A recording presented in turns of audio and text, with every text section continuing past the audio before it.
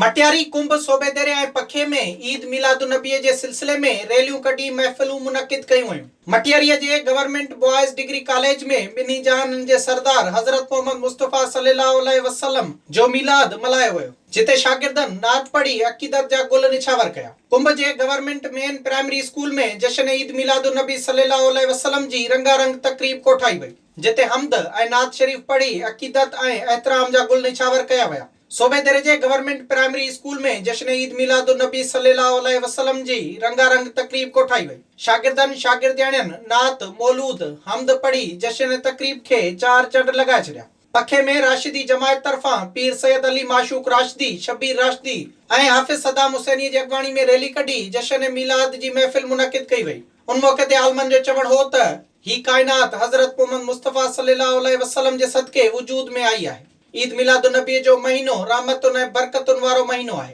हुननि चयो त हुज़ूर पाक सल्लल्लाहु अलैहि वसल्लम जन हक़ ऐं सच जो दर्स ॾिनो, मज़लूम माण्हुनि जी मदद कई, दुनिया में वधी वियल बुराइयुनि जो ख़ात्मो आंदो। विज़िट कयो अवामी आवाज़ मीडिया ग्रुप जी वेबसाइट awamiawaz.pk।